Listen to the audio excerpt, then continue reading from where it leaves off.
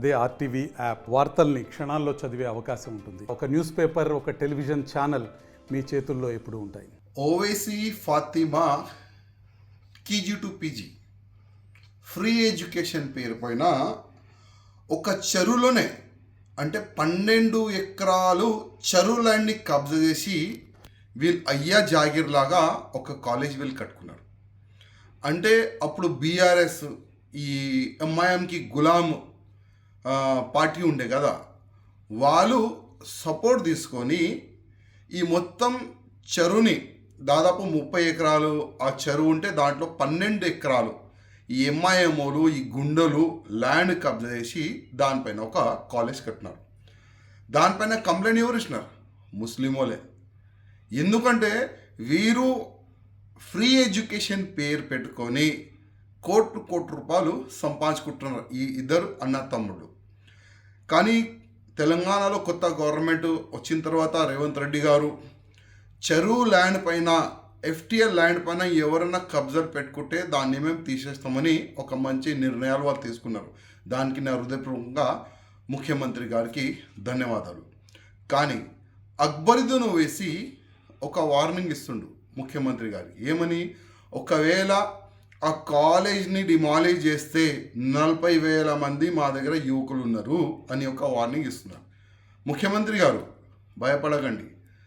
కిరణ్ కుమార్ రెడ్డి గారు కూడా ముఖ్యమంత్రి ఉండే ఆ సమయంలో కూడా ఈ కుక్కలు ఆ విధంగానే వార్నింగ్ ఇచ్చినారు. కానీ కిరణ్ కుమార్ రెడ్డి గారు అప్పుడు ఆగలే, ఇద్దరిని బొక్కల్లో వేసినారు. మంచి పని చేసినారు. ఇవాళ కిరణ్ కుమార్ రెడ్డి గారిది మంచి పేరుంది ఇవాళ.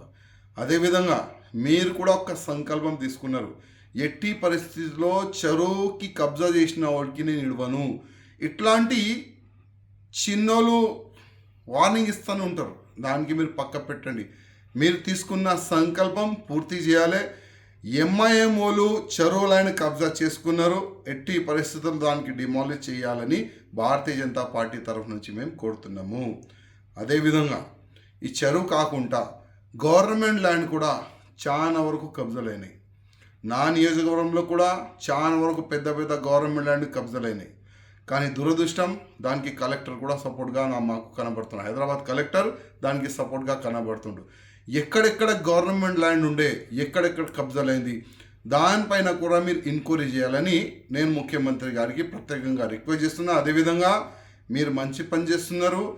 ఎవరెవరు చెరువులపైన కబ్జా చేస్తున్నారు వాళ్ళకి మొత్తం మీరు డిమాలిష్ చేస్తున్నారు, ఆ చెరువుని మొత్తం క్లీన్ చేస్తున్నారు. దానికి మా హృదయపూర్వక ధన్యవాదం. మీరు ఈ విధంగానే చేయాలి.